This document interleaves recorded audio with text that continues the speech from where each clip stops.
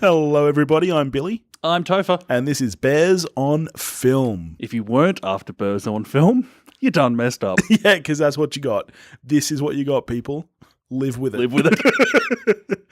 No, it's going to be a good one. What are we talking about this week, Toph? Unless I'm very much mistaken, we're here to talk about Black Panther. You're damn right we are. This is one of the few times I love being an Australian film fan, is that we get these movies One day earlier. One day early, so suck. Well, actually, with the time difference, it's like a day and a half. Yeah, that's right, yeah. Yeah. So it's pretty fantastic. Cop that. It totally makes up for all those films that we get 3 months yeah, that's after right. their release. Totally makes up in their for country of origin. 100% makes up for it. Yeah.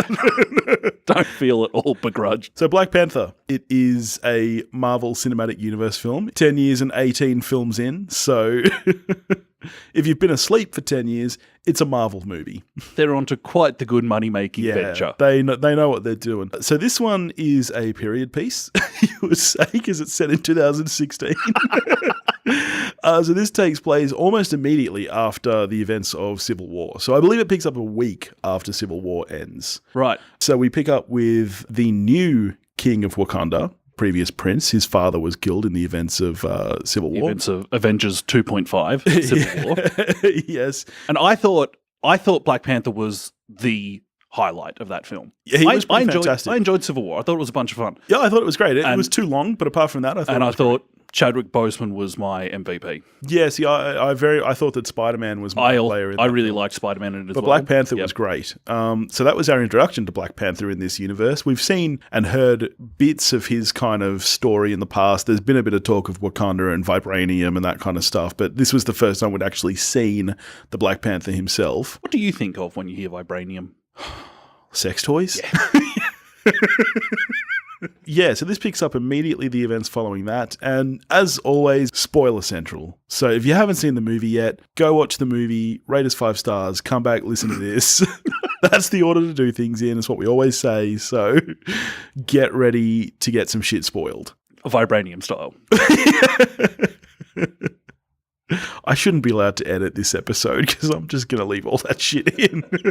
So one of the things that kind of makes this different, but sort of not really, is that we kind of don't need to start with an origin story because we've met the character already. That's true. Having said that, it's our first time spending any quality time in Wakanda. Yes. And so the origin story is really more of his home in a way than it is of him. Yeah, and I absolutely loved the origin story, the way it was shown in this film. So the first minutes of this film is pure animation in this very succinct style. That was cool. It was gorgeous. It looked amazing. The entire story was told almost with like sand particles kind of building up into different elements, explaining the history of the Black Panther. So the Black Panther, unlike a lot of other superheroes, is passed down through the bloodline, through the kings of Wakanda. So it's a very, very ancient... With the help of drugs. Yeah, lots of drugs. So it's a very ancient superhero that's been passed down for generations. So the way that we got this backstory, I thought was visually stunning. And it just set the tone for this film straight up. Yeah, I thought that well was done. great. Because it gets rid of a heap of exposition. Yeah. In the space of, how long do you reckon it went for? Oh, 3 minutes tops. Yeah, like a few minutes. Yeah. So here's a bunch of stuff that we want to tell you, and to do it in the film proper could be kind of tedious, but this looks cool, and now you're all set. Yeah, it was great, and it gets you right into the story. So as soon as the film starts, you're in the meat of the story already. The other thing I loved about this film is that 18 movies into the Marvel Universe, and this is almost one of the first ones I can think of that really works as a standalone film, which is funny given that this is the last film before the next Avengers movie, and yet there is so little setting up for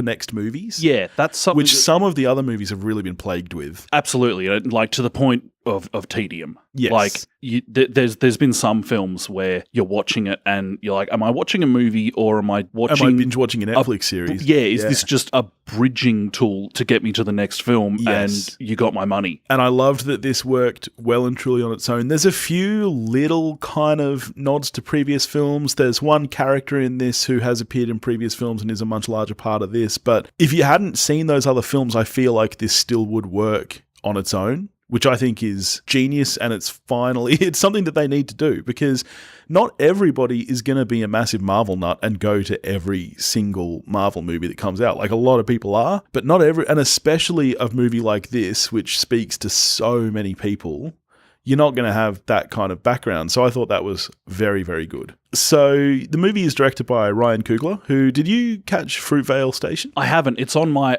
actually have it recorded at Brilliant home. movie. I haven't watched it yet, though. I did see Creed. You're right, I haven't seen Creed. But Fruitvale Station was brilliant. And this, again, is one of the good things that the MCU does, is that they hand these movies over to directors like this who, haven't had a lot of play in this kind of superhero big. It's not like when DC just gives everything to Zack Snyder because he does this kind of stuff. Here they're like, no, these people are more invested in the characters and the story, so let's let them have a go at it and see what happens. And this was great. Yeah, I did hear Rachel Morrison, who is the cinematographer on Black Panther. She also did Fruitvale Station. Yes. With Coogler. She's Oscar nominated this year for Mudbound. Yes. She said she was really surprised at the level of freedom afforded them by Disney and Marvel Studios. So they kind of had this trust that, all right, we're confident we've got the right people to do this. Yep. So you guys go and make your movie. And I think that shows. I think we saw that with Guardians of the Galaxy with James Gunn as well. I think apart from the stipulations Marvel would put on these directors, as in, you need to shoehorn this part of the story in, or we need this because it leads up to this, I truly believe that they do give them quite a lot of freedom. And she's the first female cinematographer ever nominated for an Oscar, is that correct? Ever. See, that's insane. That's ever. But she knows what she's doing, because the cinematography in this film was great. I thought that this had a very good style of direction. The visuals in this movie were good. I did have a few issues, which we'll get to later, but I thought as a whole, the look and feel of this movie was great.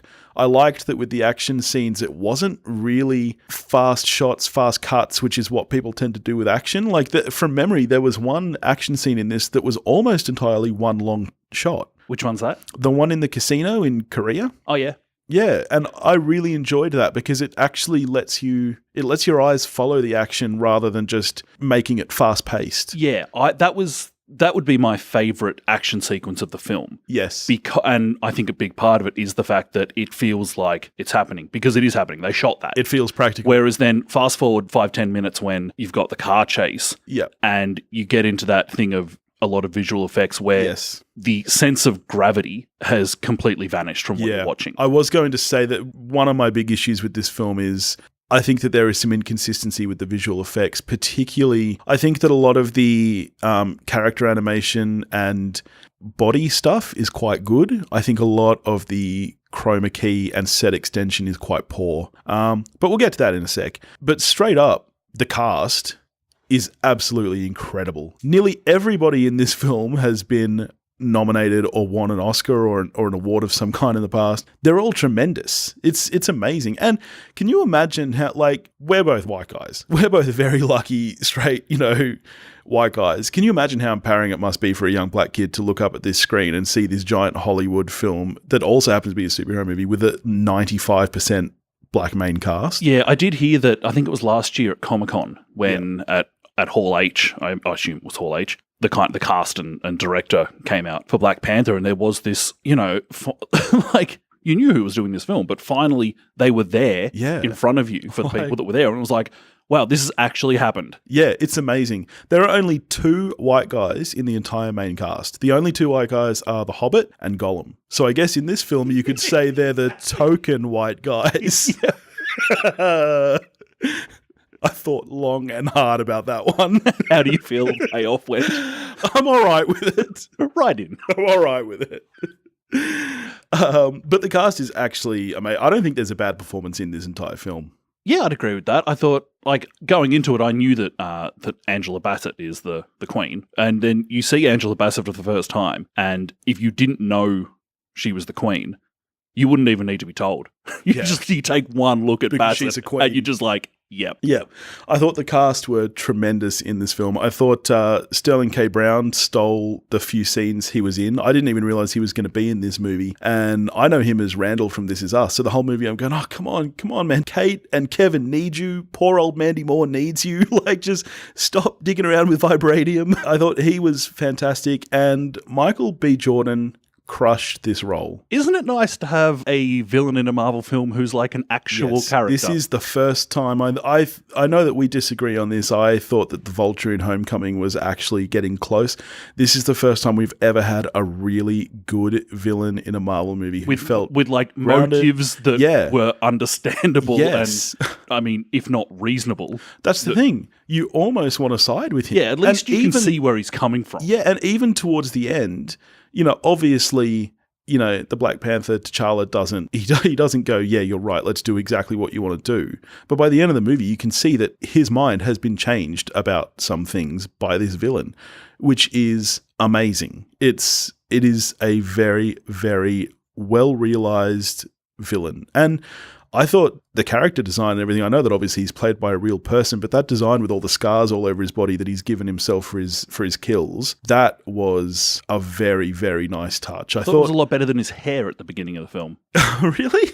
I wasn't really on board with that choice. I thought that a lot of the visual choices in this film were great. I thought the design of Wakanda itself was great. It kind of reminded me of Tokyo. It's that smash of technology and deep historical culture just kind of put together. It's like, yeah, this is what we would get if there was this super advanced city in Africa. I thought the design of that city itself was pretty cool. I found the city design a bit meh, to be honest. Some of the sets within those buildings I thought were well done. Yep. But the wide shots, for instance, when you're flying into the place, I thought looked pretty, take the wide shot from Asgard and change some stuff. Oh, really? I was a bit meh about it. See, this is the first Marvel film that I've really thought had a great sense of atmosphere and place about it. You felt that it was set where it was. I kind of felt that was the first time we've ever really had that in a Marvel movie. I preferred the ground level stuff. Yeah, okay, than the sweeping wide shots. Yeah, yep. That's fair enough. So back to casting, what's your feeling about Martin Freeman? In general or in this? Because I love Martin Freeman. I'm the same. I love Martin Freeman. But because our first outing with Martin Freeman, which I believe was Civil War. Or was he in Winter He was in Winter Soldier, wasn't he? He might have been. I think he was. I wasn't. And he was a douchey little... Yeah, see, I wasn't super on board with Martin Freeman, either the character or the casting of him, because I see Martin Freeman and I immediately jump to Tim from The Office, who has a face like a Cabbage Patch doll. Like yourself. Like me. I don't... Yeah, at the first outing with him, I thought was a bit strange. But what did you think of him in this? I think Freeman's work is completely serviceable. The character, if this was the first time we'd met him, I'd be like, okay, yeah, I buy who this is. Yeah. Coming off his previous outings, I'm like, all right, well, you changed him to make him an awful lot more likable because it's convenient for the story. I think that his character is the weakest part of the screenwriting. I think that his character has some general issues, not just with changing his character. I think some of his dialogue and stuff is the cheesiest, and I don't feel like his kind of arc is really deserved. It's a little bit kind of cheesy. Yeah, and they're doing the quick origin story of him just in reading off his his resume. Basically, he's like, was a pilot. I wonder if that'll be handy later on. Yeah. He was the weakest part of screenwriting. I thought a lot of the other characters were very well grounded. I really liked T'Challa's sister Shuri. Great. She stole the show in almost every scene she was in. She was fantastic. Very funny character, very funny actress. She was fantastic. And I forget the character's name. Who's the head of his guard? Oh, yes, that woman. Yeah, she was also wonderful. And I hope we see more of her. Yeah, I'm fairly certain she's in Infinity War, as is the princess. Because the sense. dynamic between T'Challa and those characters around him really does work really well. I saw my first trailer for Infinity War while I was at the cinema seeing this, and it got me excited. I'm in for Infinity War. I mean, I was already, but the trailer didn't disappoint. So I'm hoping the movie doesn't as well. Can we also talk about the music for a second? I thought that the score in this film was great. Better than your average, because MCU films, not exactly like you don't notice. You don't have callbacks like Indiana Jones style to the score. Yeah, no, not at all. Films. Yeah, I think I remember the Avengers theme that I can't even hum it, but I remember it. But we're not talking some John Williams. No, shit. I think that this is probably my favorite MCU soundtrack since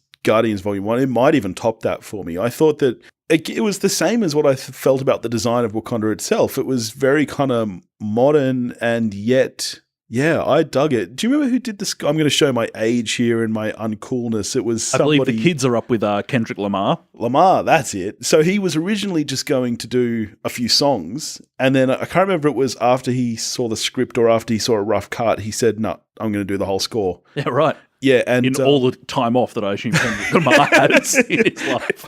I don't know who. What's he? Is he a basketballer? I think that's right. Yeah, good racial profiling there, Billy. He's dating one of the Kardashians. Is he? No. Is that a different? I don't know, man. I've got to Google this. Who is? Because you know that dating a Kardashian. You know that Kim is married to a musician. Who is dating? Yeah, I know that. She's married to Jay-Z. No. I thought you were joking. Kanye West. Beyonce's married to Jay-Z. Wow. Not racial profiling. I'm just really uncool, man. Uh-huh. I like, yep. You know. Tell it to the cops, man. I'm still listening to the Ghetto Boys. Okay. No, I don't think Kendrick Lamar is dating a Kardashian. So he's a musician, though, not a basketballer. This is correct. Okay. All right. Good on him. To the best of my knowledge. So let's talk about the visuals of the film for a sec, cinematography, color palette, all that kind of stuff. What are your initial thoughts? It kind of goes hand in hand with the action sequences we touched on earlier. The stuff that is real, yes, and is in a set and that kind of stuff, I really like. As soon as you get into digital noise being thrown at you, yeah, I'm kind of got to the point with these films where I find it a bit of a yawn fest. Yeah, which is a real shame. I think that the worst offender as far as visual effects goes were the challenge fights, which is a real shame for me because story-wise, they were very engaging, and I thought even the blocking and everything of those scenes was great, but I was so taken out by how extremely fake the surroundings were. Yeah, that's nothing fair. Felt grounded. Like it felt like a real rush job, which does happen with these Marvel films. I've got friends who've worked on a lot of them, and Marvel, because they send out to so many different vendors visual effects wise, I feel like there are things that just get a little bit rushed, and those scenes in particular, because you can imagine that the concept art for that. Oh, I bet it was brilliant. The idea, in theory, it's fantastic. Yeah, I loved the way that I loved the water. Like, I loved the way it was fought, but it just didn't land in reality for me, which is a shame. And you never felt, because, they're essentially fighting on the edge of a cliff. At no point do you feel, oh, be careful, mate, you could fall over. Yeah. Although, speaking of those scenes, one thing that I really loved is how frequently T'Challa, our main character, got his ass handed to him in this movie. How often does that happen in a film where the main character, the hero, gets the shit beaten out of him so often? He does take a whooping. So I thought that was very well done. The first time when Michael B. Jordan rolled into town and challenges him, my main beef with that fight actually is that you know how far into the story you are. So there's like an hour left of the film. You know that T'Challa is going to lose this fight. Like, there's no... Because if he wins, then, well, that's the movie over, but you're only an hour 15 in. But yeah, I think that was one of the things for that scene for me, is that I was like, there's no stakes to this fight for me because Michael B. Jordan's going to win. Yeah, all right. So T'Challa's not going to die. Let's talk about stakes for a sec, because this is something that came up in our Justice League discussion about the stakes. How did you feel about the stakes of this movie? Were they high enough? Were they like... I think it's entirely correct. Yes, because for the most part because it's a contained film. Yeah, for the most part of this movie, the only stakes are to T'Challa himself, realistically. And the country, because of course, if the weapons get out. Yeah. I can't remember who Michael B. Jordan... I can't remember his name in Friday Night Lights, but... footballer number 2. That could be him. He's great in Friday Night Lights. Never saw FNL, but I knew this had come up, because I know that you're all about Taylor Kitsch. Yeah. Coach Taylor. Where was Coach Taylor? Yeah. If you need someone to just roll in and lay down some life lessons on Killmonger, they just needed Coach Taylor. He would have stopped this before it escalated to violence, I'm telling you. Yeah, I thought that the stakes were great because, yeah, to the most part, as far as the story goes, the only stakes are to T'Challa himself. It's a very personal story. Because even to the city of Wakanda, it's not like he's trying to destroy the city or anything. There's really not that many stakes. City. Yeah, exactly. So, yeah, I thought it was absolutely perfect. Now, let's talk about Gollum for a sec. Yep. Were you expecting him to be killed off? No. Yeah, that No, was I a wasn't. surprise. And I personally, did you enjoy that? I thought it was a good move. I liked it. Yeah. I think that one of the best things about that is that, like all villains, he believes he's the hero of his own story. And as it turns out, he's not even the main villain. It's just such a fitting for that character for him to just be offed halfway through a movie. I thought that was a great move. It's. I was going to say it's not common. It's downright rare that the MCU ever actually throws you a curveball. Yeah. Like halfway through a film, boom, dead. Yep. I thought that was great. Climax of the film, let's say the big fight at the end, didn't really do it for me, if I'm honest. What about you? As in the action scene, or Yes, both the personal fight between our two leads, and then the larger fight outside. I thought it was okay. I thought it was pretty standard fare, to be honest. Which I guess is that why you're disappointed by it? Well, yeah, pretty much. Going back to, we had that action scene in the casino, which was cool, and then the biggest fight of the film, the final fight between our hero and our villain, is a bit of a non-event, really. That's true. And I guess I am kind of getting a little bit sick of that whole the bad guy is like a mirror image of the good guy. Like a bit of the Spider-Man and Venom kind of thing. In this case, you've really just got two Black Panthers fighting each other, which, I guess I could have done without that. It would have been more interesting to me if that was treated more like the challenge fight scenes where it's just kind of man on man. So I've got no beef with the dynamic between them, just the staging of it, essentially. I just wanted a better fight. Yeah, right. Like the action fan in me just wanted a better fight. I didn't mind that, and I thought that the larger fight was pretty cool. I was a fan of the armored rhinos. I thought they were pretty sweet. I thought they were pretty dumb. Oh, really? No, I was all about the armored rhinos. There was a bunch, the larger fight there, for me, kind of just fell into the digital noise thing. Yeah. I was like, there's a bunch of stuff on screen coming at you quickly, and none of it feel like when a rhino hits the ground or when something gets shot out of the sky, there's nothing about that makes me feel like there was actually an impact to it or anything. It was just like, I might as well in those points be watching a cartoon. Yeah, that goes back to what I was saying about those sets and everything just not feeling very real. The stuff that was shot in reality was great. The stuff that was created digitally in this film didn't, and that can be done really well. Like in most films, you don't even notice it. There are so many films these days that won't even use a real set at all because it's cheaper and easier to actually just create it digitally. Yeah. And you don't even know that it's happened. And that's the thing for me, that's across the MCU. Yeah. It's how they are, and if it upsets me enough, I should stop watching them. Yeah, but it doesn't upset me enough to stop watching. No, that's the thing. It wasn't enough to completely take me out of the movie. It's just something that I noticed, and which is just a shame more than anything, because I feel like the movie was strong enough. I feel like it was written well enough and acted so superbly that it was fine. But yeah, I would have liked for those digital elements to just be treated with a little bit more care. Where was it? So this happened just after Civil War. So throughout all of this, the Winter Soldier is just in cryo sleep next door, isn't he? Yeah, he's there. The whole time, which we find out in the post-credits scene. Oh, I didn't see that. I saw. Did you not stay till the end? I watched the first. How many one. Marvel movies do you need to have seen to not know to stay till the end, you pelican? To be honest, I've kind of had a gut full of them.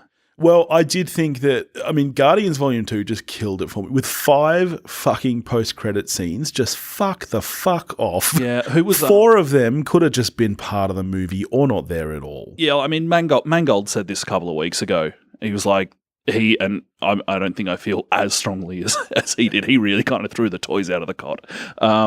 But yeah, I'm kind of like, have one. By all means, have one. It's fine. It's fun. It's a little thing, but honestly, if you've got storytelling to do, maybe do it in the film. Yeah. See, so in this we only had the 2. Right. So I can't even remember what I watched. What was the first one? All right. So the first one was Howard the Duck groping Captain America. No, thankfully no Howard the Duck in this one. The first one literally should have been part of the film. The first one was T'Challa telling the United Nations that he's going to reveal Wakanda, which is probably why you forgot about it, because it should have just been part of the film. So you probably remember that as part of the film. This was a fairly powerful scene. I think we'll get to that in a second. The second scene which you missed was literally just the Winter Soldier crawling out of a tent in Wakanda and talking to Shuri. Right. What? The power failed to his cryo sleep chamber or something. Don't know why he was in a tent. Maybe it's implied that he's been awake for a while and has been there because And just sat out the fight. well, actually, yeah, the children in the village are running in and out of his tent and calling him the White Wolf. So perhaps he has been awake for a while and has just been living as part of the Wakanda community and just sat on the bench for the just whole fight. Chilling, yeah, Like a douche. yeah. So I'm pretty over the Winter Soldier as a character, to be honest. He's a bit nothing. Yeah. Talking about the first scene, how did you feel about the political messages in this film? Did you feel that were they too in your face? I didn't mind. Because they are present. There's no denying that. There's no question about what this film is trying to tell you. Yeah, I like the fact that they took it upon themselves to have the messages in the film. Yeah. Now, I mean, props to Disney and Marvel because it's rare for them to take a stand on anything. And I don't mind that they don't dive too deep or anything like that because at least the film knows what it is. It's like it's a popcorn flick at the end of the day, but if they can cram a message in there and say, I could kind of criticize it and say, well, you kind of just did it a bit surface level. Yeah. I could, but then again, if it was too in your face, you'd be like, well, where's the movie? I thought it was okay. And basically at the end of the day, the political message really is, I mean, help each other. Don't be a dick. Don't leave people who are in crisis crisis, really. If we can help another country, then let's do it. Yeah, I thought it was pretty well done. I thought it was pretty quite economical in the film. Yeah. And it raises very valid points. It shows our heroes being not perfect. Yeah. Which is good. Yes, yeah. I thought it was great. I mean, as with these Marvel films lately, it seems to be every single one in this phase 3 daddy issues. I mean, what's going on there, do you think? Like, did you feel that this, as far as the story goes, was a little bit like, okay, well, we just saw this in Thor Ragnarok. Why are we revisiting this? No, I didn't actually at the time. No? That's good. It didn't take me out of it. I still thought that it was a very well-written film, but it was just like, I mean, it's certainly here present, we go again. It's certainly present in Civil War. Yeah. It's like Aaron Sorkin's in charge of the MCU. Next thing you know, Black Panther and Captain America are doing a walk and talk through the entire White House of Infinity War is just a walk and talk through Wakanda. Thanos is in the background going, pay attention to me. Throwing around witty one-liners. Yeah. The only way that would be great for me, it would be if Martin Sheen then popped up as President Bartlett. That would be amazing. This is going places. Yeah. Copyright. That's the Bears. Granted, we are using characters that we do not own in any way. Yeah. All right. So all in all, this film got a lot of positive press before release. As we all know with Rotten Tomatoes, though, it has flaws. So to go by... Don't look at it. Yeah, well, to go by saying, it has a 100% score on Rotten Tomatoes really doesn't mean much at all. Because if you don't know, the way Rotten Tomatoes works is, there could be 100% of reviews that give it a 6 out of 10. There's a great that's still 100% video. Fresh. There's a great video. If you go to YouTube, I think Vox did a video on this. If you have any interest in how Rotten Tomatoes works, just YouTube it up, how Rotten Tomatoes works. I'm pretty sure it's a video by Vox. Explains it really well. Well, because the other thing too with Rotten Tomatoes is that a lot of the critics on there who don't even actually give a star rating, and then it's up to somebody at Rotten Tomatoes, who knows who, to read it and decide, is this fresh or is this rotten? And you'll see a lot of reviews that say mostly positive things that are marked as rotten, and so it just doesn't really make sense to go off that. But that said, this movie had a lot of positive talk about it. What were your thoughts after seeing the movie? What are you going to rate it? I think it's of MCU films, I would have it as probably above average. Yeah, agree. I don't think it's my absolute favourite. I still think that the first Guardians film is probably my favourite, but I think it's right up there. Yeah, and I don't think... I think I've seen every MCU film. Like, clearly I like them. I think I have, except for Winter Soldier. But then also my expectations for them aren't that high. Like, for me, they're a bit of fun. Yeah. And that's what I'm after out of them. And Black Panther, from what you were just talking about with... I couldn't help but see headlines about, this is the superhero film we need right now, that kind of stuff. And I think that is true. That's a true statement. I do think it's true, but it probably also led me to believe that there was going to be more to this film than there is. Yeah, look, I think Ryan Coogler did a absolutely fantastic job directing this movie. I think the direction of this film is great. I think that the political messages are present, but not so overt that it takes over the film. I do think it's an important movie for this era that we're in for the exact same reasons that Wonder Woman was an important movie. Yeah. And do I think this is better than Wonder Woman? I think it might be. It's hard for me to say right now. I've just walked out of it. I think they're probably kind of on about par. But that doesn't mean it's not an important movie for the world to have. And if we can have more of this, then great. You know, let's get some more of this going. Let's have an Asian superhero who's not just a stereotype, you know? Where's the Australian superhero, mate? Mate, we got Croc Dundee. Mate, fuck Croc Dundee. It was 86 and it was appalling. You want to know something? Yeah. Never seen it. Oh, well, you're lucky. I don't really feel like I'm missing out. But yes, going back to what you were saying, it's exactly what I was going to say with Wonder Woman and with this. Above and beyond how much I like the films, and both of those films I really like them. Yeah. But I'll never know what it's like for someone who's not me, a white guy, to go into one of these films and be like, thank Christ, about time. Yeah. So above and beyond, is this film any good? And yeah, I think it is.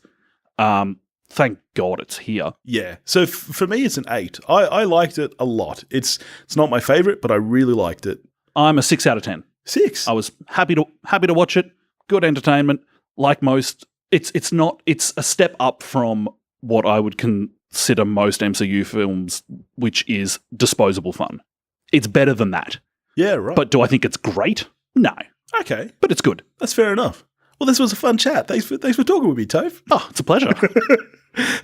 So this is a busy couple of weeks. Due to everything that's coming out, we've decided to cram an extra episode at you. So stay tuned for Thursday where we'll be talking Ladybird. Yeah, we will. Yeah. And then after that, we'll get on to Golden Voyage of Sinbad, which I can't wait to talk to you about. It's been a couple of weeks since you watched it, and I am scared that you'll hate it, which you probably will. Stay tuned. Yep, stay tuned. If you want to get in touch with us, you can do that at bearsonfilmmailbag@gmail.com. You can find us at Bears on Film Podcast on Facebook and Instagram, or Bears on Film Pod at Twitter. And you can find us on iTunes, Stitcher, Spotify, all that stuff. Please tell a friend about the show if you enjoy listening to our nonsense. And thank you very much. Thanks. Catches.